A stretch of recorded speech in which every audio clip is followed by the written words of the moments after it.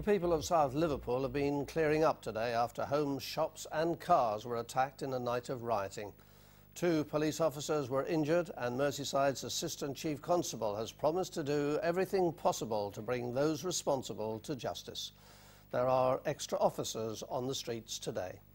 Well, our chief reporter, Dave Guest, is in one street which bore the brunt of last night's violence, so we join him there. Dave. Yes, Gordon, this is Grove Street, normally a quiet residential street not far from Liverpool city centre. But any semblance of normality disappeared for a few mad hours last night when a mob marauded along here, destroying, setting fire to anything in its path. Now, let's be clear, the trouble here was nothing on the scale of that experienced in London. But for innocent people caught up in it all, it was every bit as terrifying. They were scenes not witnessed in Liverpool for a generation. We woke up in the middle of the night to hear, you know, a rage on the street, basically, just burning bottles thrown everywhere, bricks. I looked out the door to see 30, 40 youths walking down the street causing anarchy. I seen the flash, like a fire of the van, and basically the whole night was absolutely horrible. The police had abandoned the area. They were fairly busy though, weren't they? Because where? We didn't see where. Everywhere else we've asked, they didn't come out there either. The police were out, of course, doing what they could to regain control. The aim of the policing operation last night was to contain the disorder that broke out spontaneously in South Liverpool. It was a difficult policing operation for the officers involved, 2 of whom were injured. The first reports of trouble came in around 10 p.m. By 4 a.m, the streets were calm once more. This was the morning after the night before. Even this police station bore the scars of anarchy. This disorder was caused by a small minority of young people intent on criminal activity.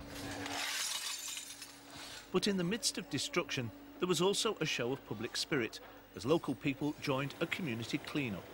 Why not be out here and actually helping?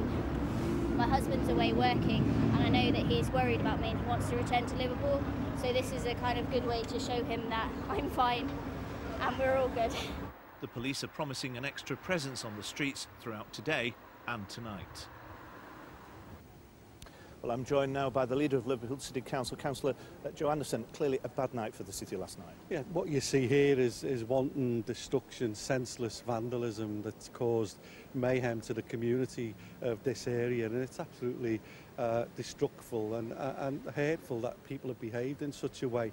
You know, I can't find the words to describe how upset we are as a community here that people have done what they've done. But what I can say is that the community in this area have rallied round each other, and today we've seen a tremendous response. It's heartwarming to see so many people turning out to support one another and help clean up this area.